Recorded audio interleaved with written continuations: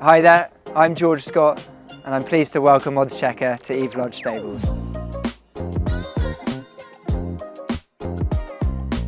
Just give us a little bit of an insight as well, George, what it's actually like to be a horse race trainer in Newmarket. What's it like to be George Scott, as it were? I mean, obviously it comes with a huge amount of pressure and, you know, there's a massive amount of responsibility. And what's your day like, really, from sort of word go all the way through to sort of mid-morning into the afternoon to actual race day? I mean, I think it's important to make the point that we're not saving lives, you know, and that you can sometimes get a bit caught up in your own world, especially in a game like this where, you know, it's a results industry and you feel like it's life and death. Really it's not.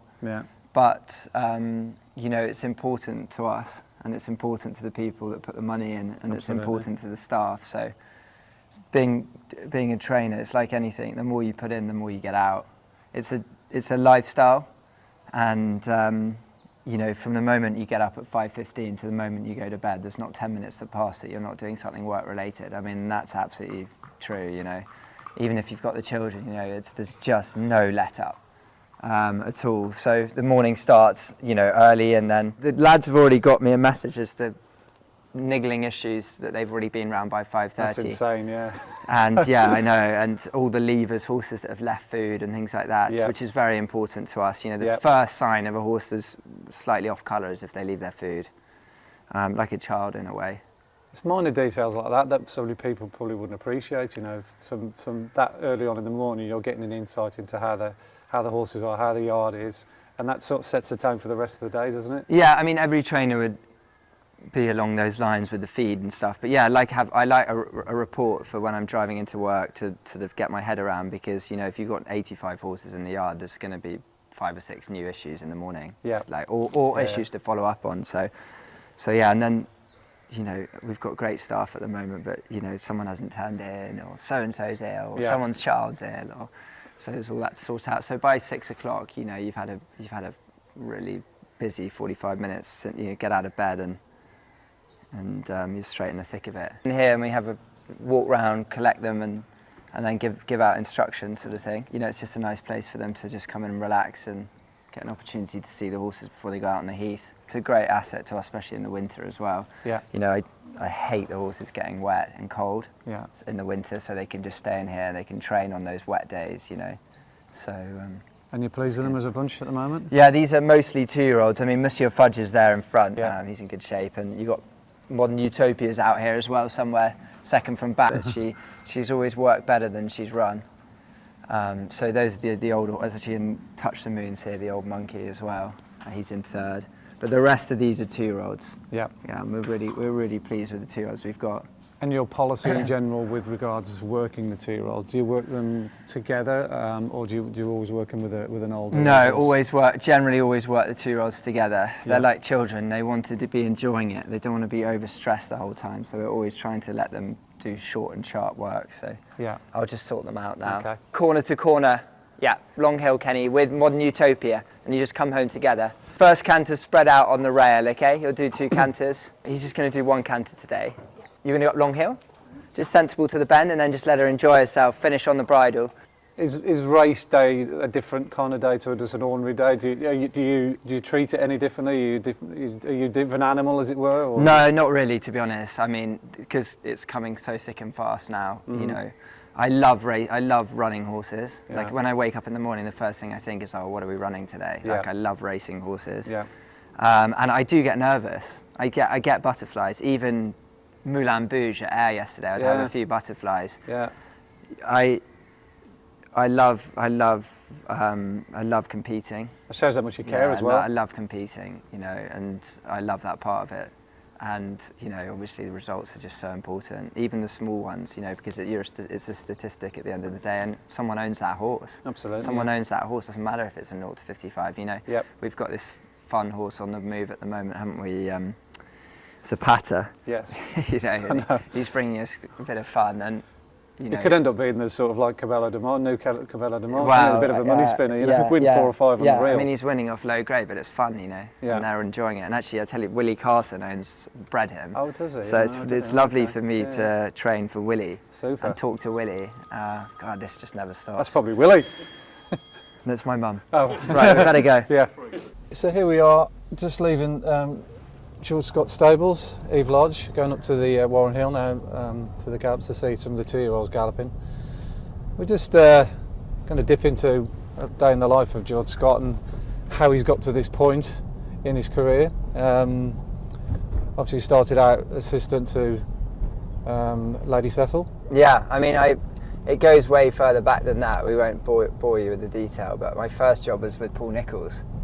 I was there the year that he had the first 3 in the Gold Cup, and I think he broke his prize money record that year. I was just mucking out as a lad. I used to ride a horse called Breed's Breeze every day. Yeah. Who won a Grade 1 that year for Jim Lewis, the Tolworth Hurdle. Hang on, let me speak to my assistant. So David Egan's going to jump on at the bottom. Yeah, and he's just going to do 1 canter and Ferris can wait with you, and then you'll chuck him back on after. Well done. Spread him out on the rail on the right, please. Every day's a school day. I didn't actually know that, George. I don't think we've ever discussed your... Really? No, I don't think I've ever. Yeah, in my all first the years job I've was known with you. Paul. Yeah, so I saw him at Royal Ascot the other day and last year, and having a good chat with him, and he probably didn't remember me, but he knows who I am now anyway. It makes a little bit more sense. You're kind of like sort of semi-keen interest in national racing, because I know Yes. you like to go to the Cheltenham Festival, etc. Yeah, no, I have a huge sort of interest on the back burner for it. I mean, that year I rode pointing as well. I had like 6 winners 6 winners and about 50 rides that year when I was working for Paul. And I really enjoyed it. I mean, I remember my first ever morning at Ditchit. They pull out 2x2. I don't know if you've been and done Yes, filming it. It was yeah. pull out 2x2, and I pulled out on my horse, and I said to the girl next door, who's that? And she's like, it's Denman. Right, yeah. So it was, it was a special. These are my horses trotting by. It was a special time to be there. Now, it kind of all makes sense, knowing you as I do over the years, how patient you are with horses, and that kind of like patience that Paul Nicholls instills in his horses. He doesn't rush them, he sees them as long-term projects.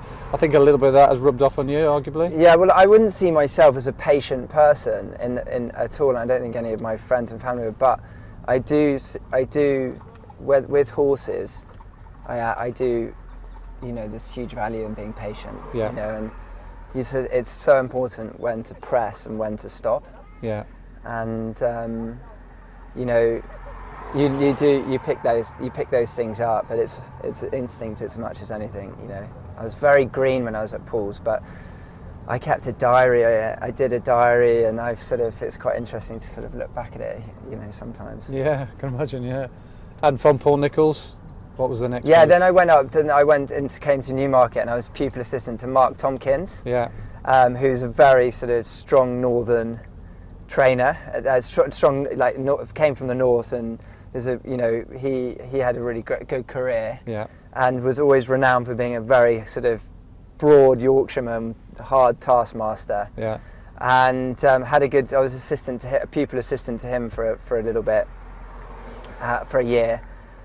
Funnily enough, I wanted to go to Australia, and I went in to see him to see if I could leave in 6 months' time. Yeah. And he got so angry that I was leaving that he told me to leave there and then. Oh, did he? Right. Daniel, we're just going to do 1 canter today. Nice normal canter. It's a nice horse. See, No Nay Never horse that I bought in America. Powhatan. It's an Ammo Racing. Yeah. We're just going to do 1 canter, Sahil. Yeah, everyone. So for Mark Tompkins. Then went to Michael Bell's for 3 years. So that was an amazing time. Mike had just trained Sariska to win the Oaks. Yeah. And amazing personality, Michael. Yeah. All natural, no system. Just a very, very natural horseman, and a very, very nice man. Very personable, great with the owners, great with the staff. Yeah. Learned a lot from him about just the other side of training. The reality of running a big stable and having a lot of owners and horses to look after, and really enjoyed my time there. Mike's quite a sort of not a control freak, but he didn't give much responsibility out. You just kind of had your job, and you tried to learn with what you learn what you could. So. And at what point along the journey are you thinking, right, this is for me? I'm definitely going to be. All the way. Yeah. Yeah, all the way. This has been all part of the process, isn't it? The learning curve, going from Nichols to Tompkins to Michael Bell, to kind of feeding off them and getting basically being a bit like a sponge. Yeah, exactly. I mean, you learn a little bit from everyone, and you forget a lot of it. You learn a little bit from everyone. You never stop learning. I promise you. There are days now where I think of something. I'm like, why have I never done that before? Like, yeah, of course. what am I doing? You know, why have I never done that before? So yeah, you pick up bits and bobs from everyone, and then like it all got a bit more interesting. I left Michael Bell's after my 3 years and went to America to work for Eddie Keneally. Yeah.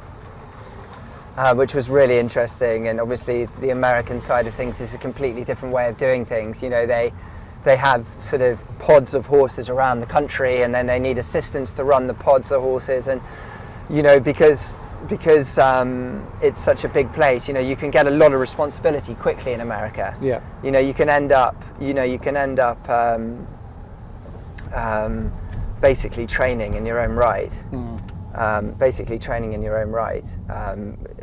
Under their wing, but you know, and not seeing the trainer for weeks. Yeah. So that was amazing. And that's what you ended up doing. Yeah. I ended up very quickly had my own set of horses. Yeah. Was in Keeneland, which was great for a meet, and then we did Churchill Downs this time of year. We took some horses over for the Derby meeting, and ended up in Belmont. To be honest, I had 30 horses in Belmont for about 6 months, which was fantastic. But within that period, then went up to Saratoga, which is literally 5 weeks of Royal Ascot. I mean, it's unbelievable. It's a whole racing town, and you take the horses up, and all the owners kind of come out of the city and have these amazing houses, amazing restaurants. It's great fun. Yeah, great lifestyle. Yeah, no, it's really fun. I really enjoyed it, and you know, I think my life would have taken a completely different trajectory had I not got a call from David Loader. Yeah. You know, saying, look, do you know what? I was actually on the pony at Belmont. It was hammering with rain, and I saw the TDN flash up, and it said Sir Henry Cecil dies of cancer, age however old he was. And I thought, God, that's so sad. You know, I really wanted to work for him, and I had some great moments talking to him about working for him. And he said, look, George, I'm coming to the end of my career. I don't need a young guy to I want a professional assistant that's going to stay with me till the end.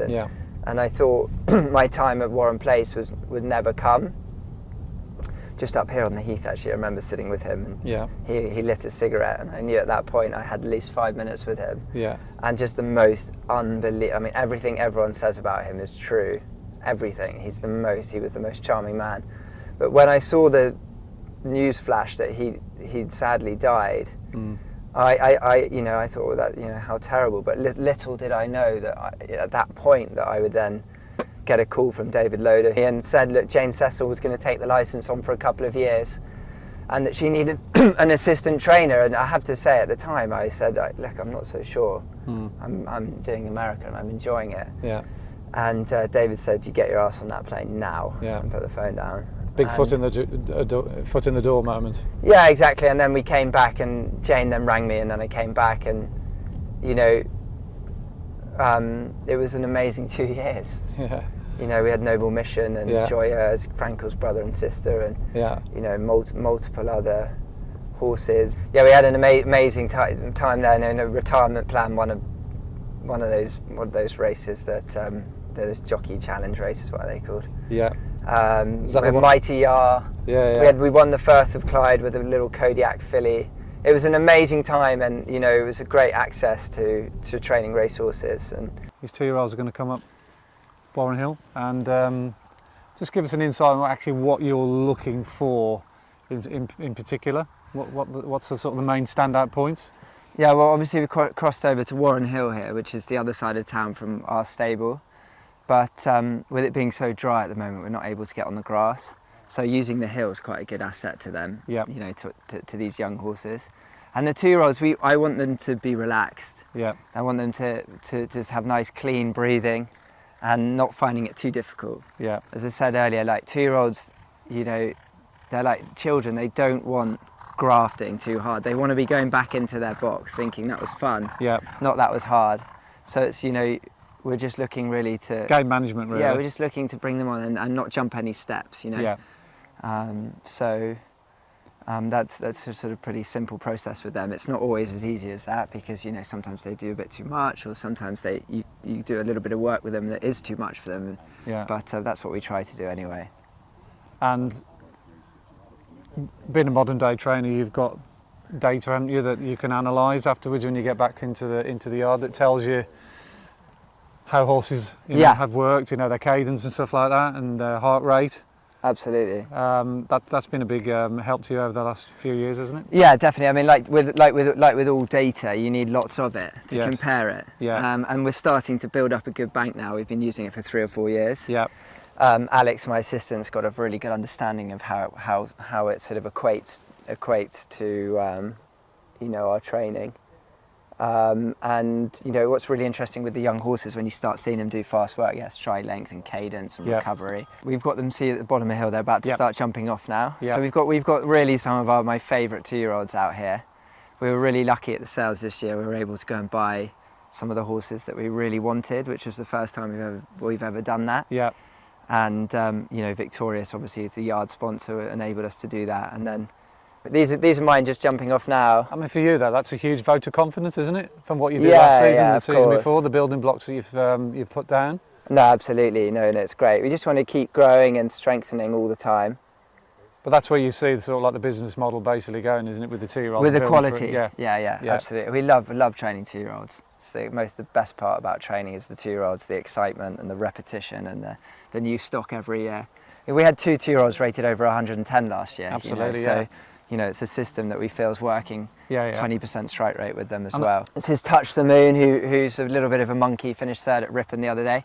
The second horse is a horse called Shadow Brigade, who's an acclamation colt that we gave $500,000 for, and just a beautiful horse. His brother Currawood looks a nice horse. It's him here. He's still a little bit on the weak side, but he's a very good looking horse. David Egan's come in to sit on a horse of Amos called Bahike, who's a Knight of Thunder. He's there with the orange gloves on. He's a horse for later in the year, but we like. Yeah, he's nice. Commander's Intent is a nice Victor Ladorum, just here. He's got a nice stride on it. This is Alvin. The sharper ones. Yeah, we like him a lot. He's a very neat little horse. No Nay Never horse that we bought in America for quite a lot of money. Carries himself well. Powhatan is a horse of Amos. Cody Bear, colt of Sheikh Nasser's. Yeah. Nice Star Spangled Banner colt of Sheikh Nasser's. See the Stars colt there, who topped the sale in Ireland. Lovely Lope de Vega filly, I like her a lot. Called Lady Vanguard. She's neat, out of a Galileo mare. Cody Bear filly, who went very well, but she got a little bit of a sore shin. And Modern Utopia. So George, just run us through the process after they've been up the gallop here now.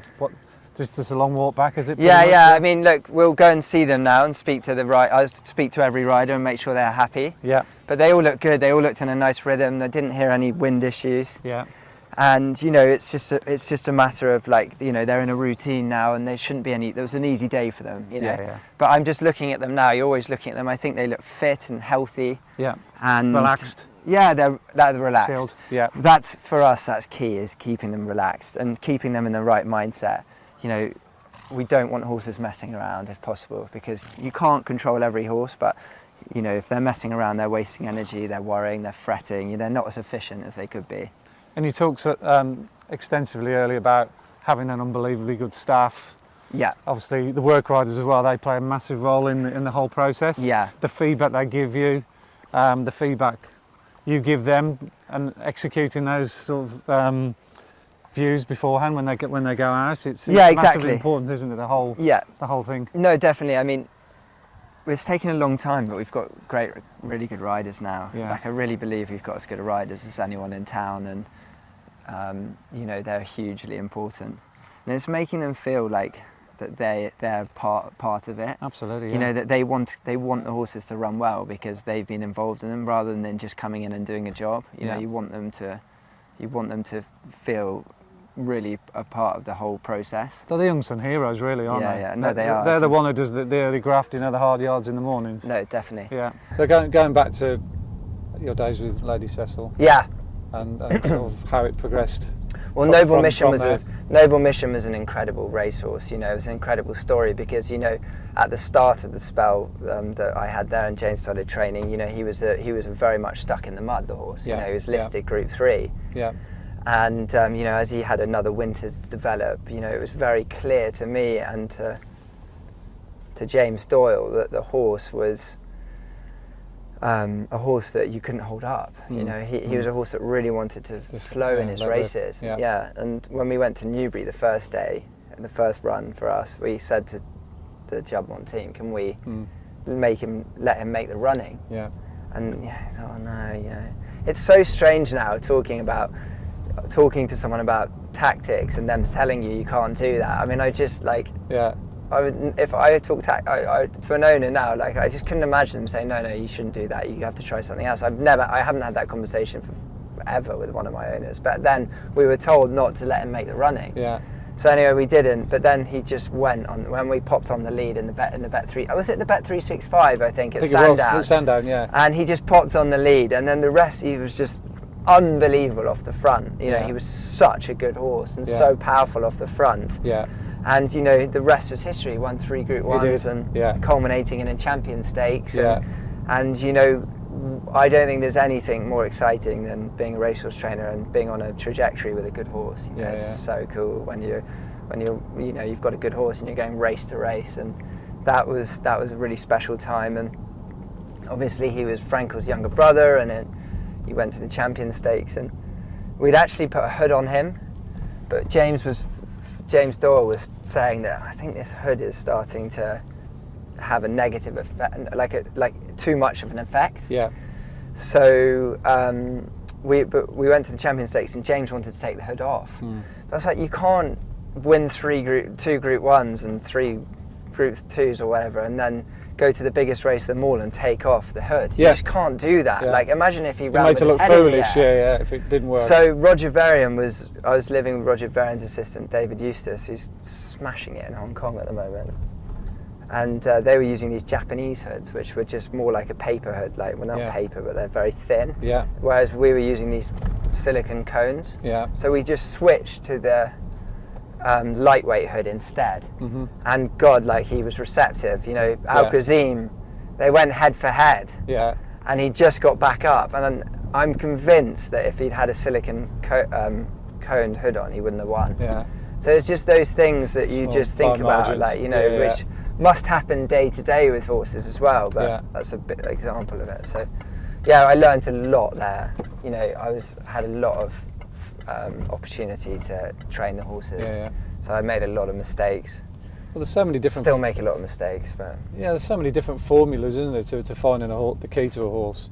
If one thing doesn't work, for sure, you know, you have to. Okay, right. Do we drop it back in trip? Do we try a hood? Do we try cheek pieces? Blah blah blah. But then it's the variables. But then, like, you know, because you can't talk to them, obviously.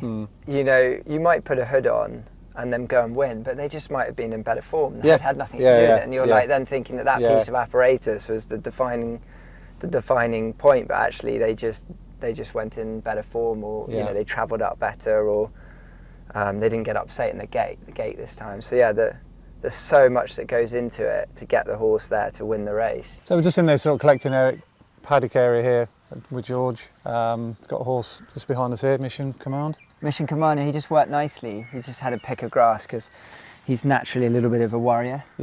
So it's nice for him to kind of go in the pen and just relax after his work. It's such a nice area, this, isn't it? You've got the horse walker over there as well? Yeah, we've got 2 horse. Yeah, exactly. It's beautiful. Yeah, the horses come here, they have a pick of grass. We've got some turnout pens as well. So it's you know, it's nice. It's a nice asset to have, especially in a town. You know, it's plenty of space. It's nice and quiet as well. So to get to this point where you are now, which is obviously pretty much dreamland. Well, it's not. It's not at all. But pretty, it's pretty. We're on the right. You're on the right trajectory. Yeah. From deciding to go on your own when you left Lady Cecil. Big jump, big moment. And how did you start off? How many horses did you have, and what kind of backing did you have?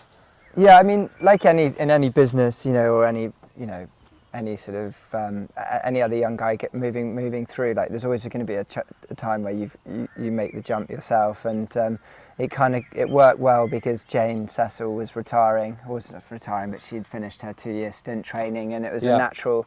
It was a natural step for me to then start training. And I mean, you know, we had 20 odd horses, and you know, when I look back now, it seems a blur. You know, to be honest, I probably didn't know what I was doing. But we had a good start. Thinking on your feet. Yeah, but we had a good start. You know, we we had plenty of winners. The strike rate was good. Yeah. And James Garfield came along quickly for me. He was an amazing horse. You know, obviously finished second at Leicester, didn't he? And then ran a barnstormer at Royal Ascot. He did. Where he was arguably a bit unlucky. And then he just was just a lovely horse. Won the Greenham, and was second in. Remember that day well? Yeah, me too. Second in the Morris de Geese. There's a Group 1 where really he was so unlucky. He just got completely collared on the line. So he came along quick, and as a result, things started to snowball. But you know, it probably wasn't the best thing, you know, in hindsight, because you know we probably got a bit too big too quickly. Yeah. And also, a lot of people sent horses that, you know, he's doing well, we'll send him the horse that's got no chance. We got sent quite a lot of dead wood. Yeah. And we weren't able to sort of capitalise on it at that point, you know. And there was a couple of seasons where, probably even by your understanding, it didn't quite go the way. Of course, you and you've kind of had to regroup, haven't you? And almost like not trained strategy as such, but you probably had to jig one or two things around, and I think that you're bearing that fruit now, aren't you, in the last couple of seasons? Yeah, no, it was a bit of a disaster, to be honest. You know, I was really worried about the way things were going. You know, we weren't. You know, it didn't seem to be clicking. We didn't have the quality. We didn't have the support. Bad race planner. Yeah, well, even you couldn't sort it out.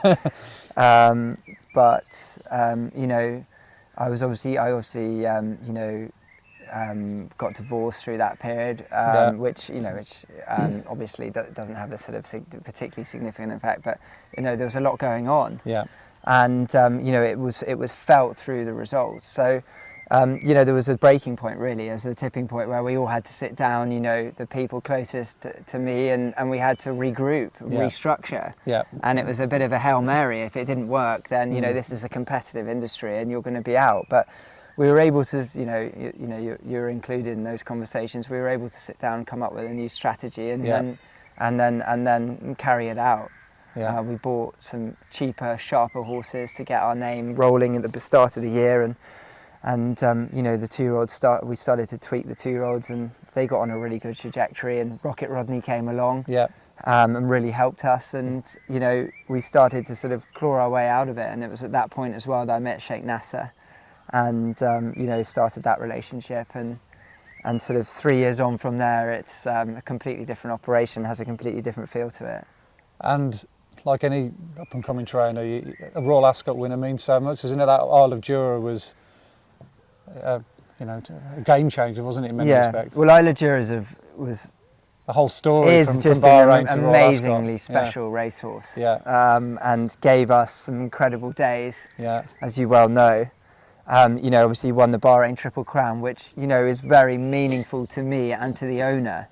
And, you know, probably ranked on a par with Royal Ascot to us. For him to then come back and win at Royal Ascot and, you know, obviously beat Goliath that day and prove himself beyond the fact that he just won races in Bahrain was great for racing in Bahrain as much as anything. Yeah. And with the Bahrainis being so supportive to me, I was pleased to be able to support them in that regard. So, yeah, Isle of Jura winning at Royal Ascot was a moment we'll never forget. My family were all there, my parents were there, and it was, you know, we'll be looking to do it again this year, hopefully. Absolutely, yeah. Fantastic season with a couple of nice 2-year-olds as well, which hopefully are going to make them to nice 3-year-olds. Bay City Roller and West Acre. West Acre's been doing really well, and Bay City Roller, we'll hopefully see him soon. Yeah, but I mean, that's the plan. We're going to go and see him in a minute, but that's the plan with the Irish Guineas, and West Acre was just a little firecracker in Dubai.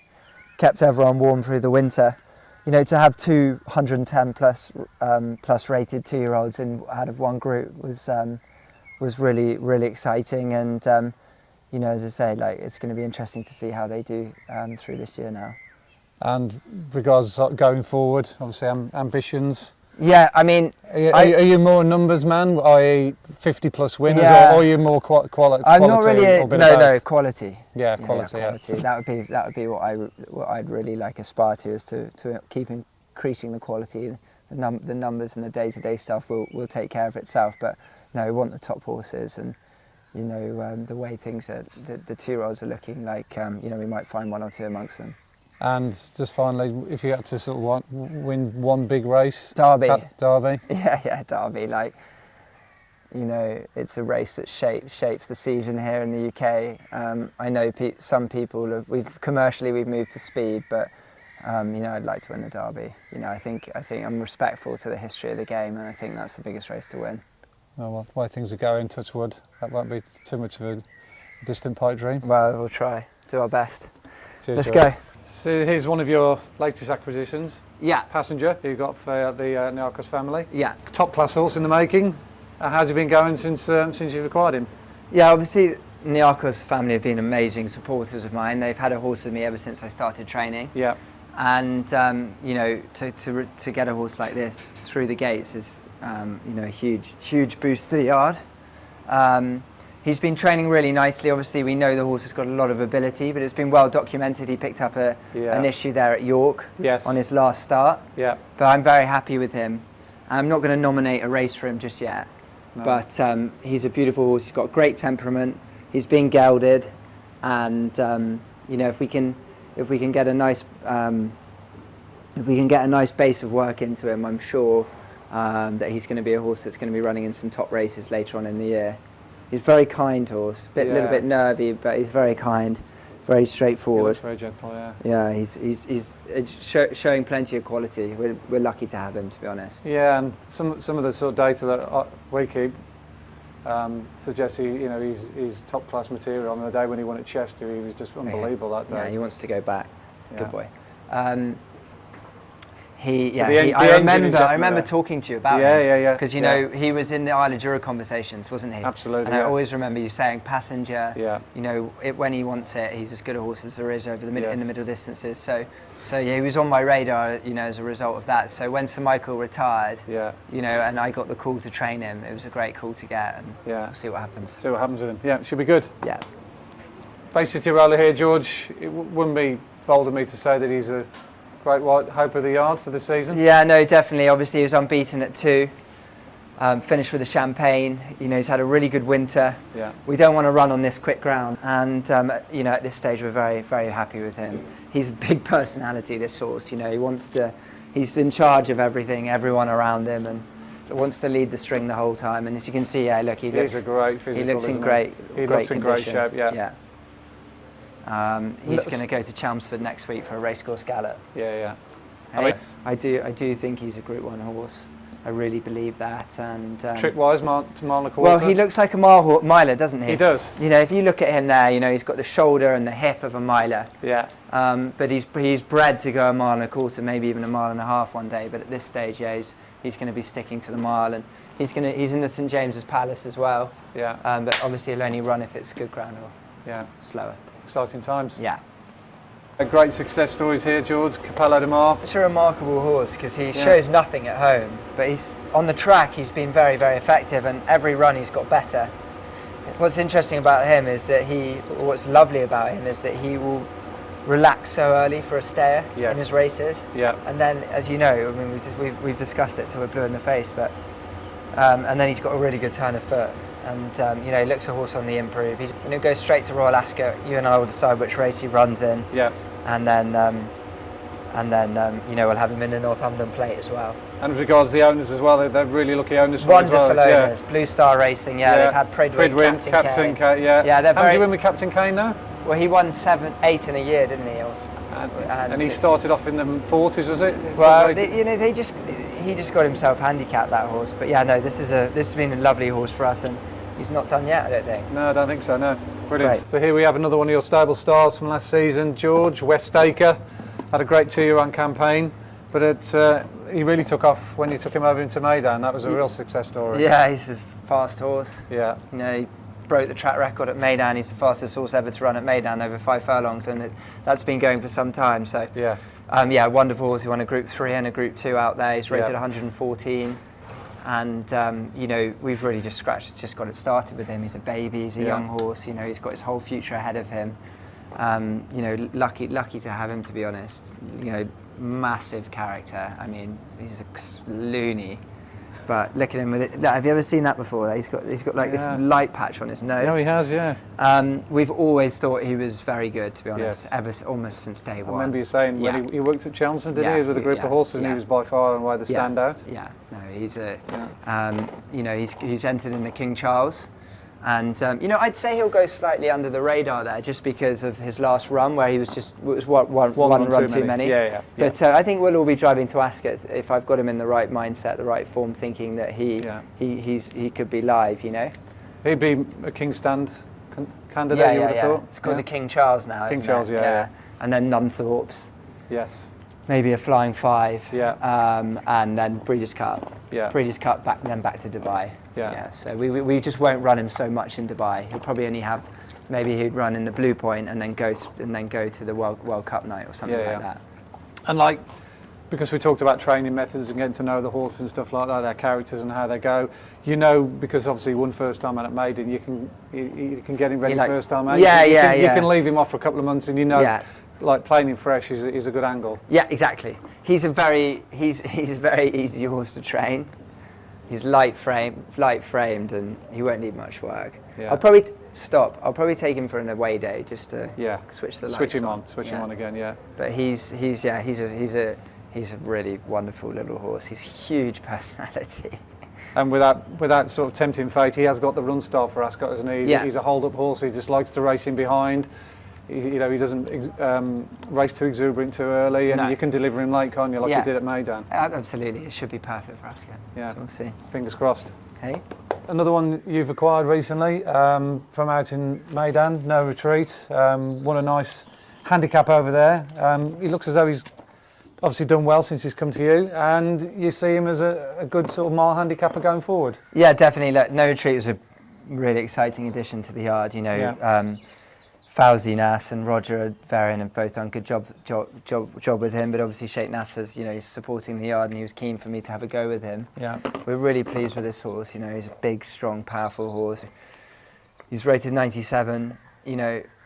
I think he's a 7 furlong, maybe a miler. Yeah. And he's got plenty of mileage left on the clock. He's a horse with lots of ability. He's been called a few names in the past, but we've been able to geld him, which I think is going to have should help him out at the back end of his races with his concentration levels. So. Well, those races he was second in a lot. I mean, most of the time, he was beaten by a decent horse who clocked a good time. I think he was a little bit unlucky being bracketed as a horse that perhaps maybe not to give you his best. No, exactly. And look, time will tell. I'm sure he'll manage to shed that little sort of misconception about him, but we're grateful to have him, we're delighted to have him, and it might just take me a run just to work him out, but I'm happy with him anyway.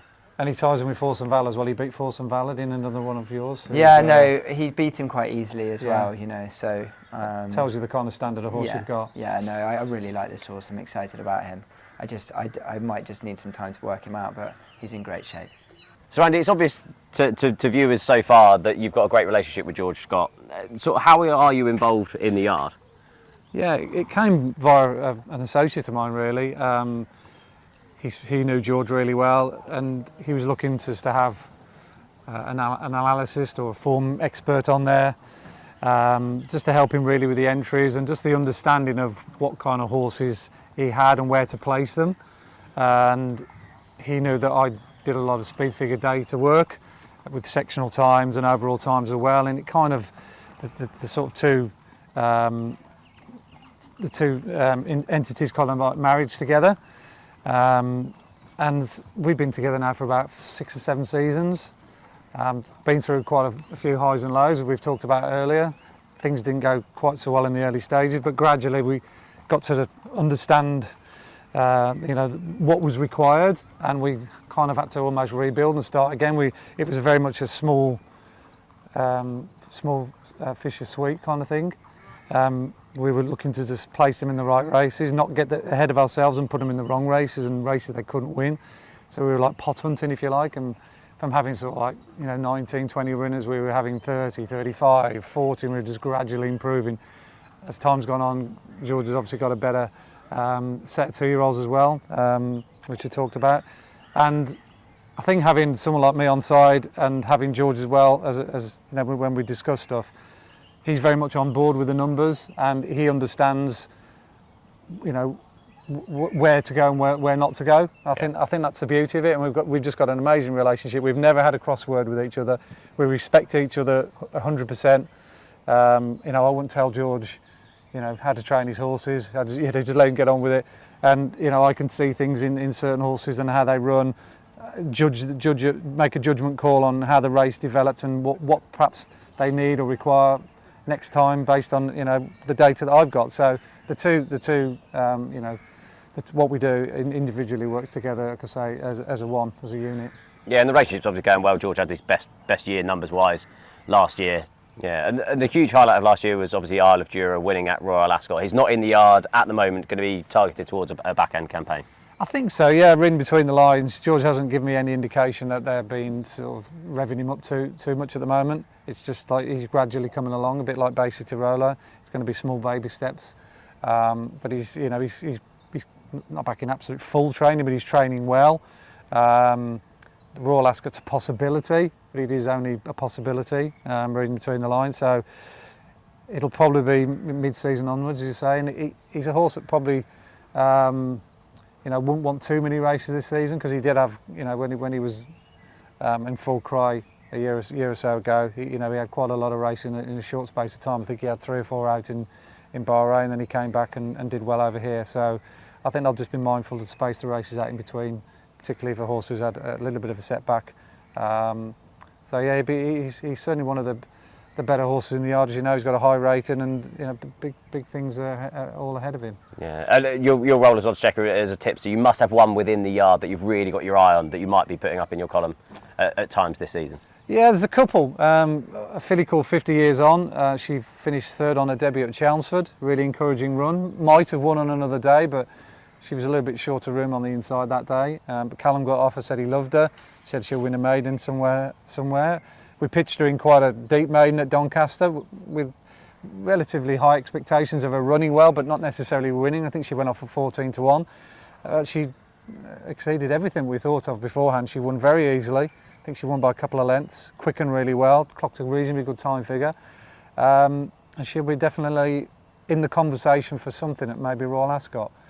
Maybe one more run to get it. I'm not sure whether she's got a handicap mark. Yeah, I'll have to double check that. But she's got a lot of potential. I know George really likes her, and you know, she's got that valuable commodity of having a nice turn of foot. So even if she doesn't go to Royal Ascot, I think she'll be winning something half decent throughout the season. Brilliant. And there's another horse called Bragbor as well. He got beat at Newcastle last time out, but it was a bit of a stop-start race. It didn't really suit him. But the time before he won on his debut. She had a lot of battling qualities to win that day. And he's a nice horse going forward. So nice filly there, 50 Years On, and a nice Colt Bragbor. They're 2 horses I think you need to keep on the right side of. Excellent.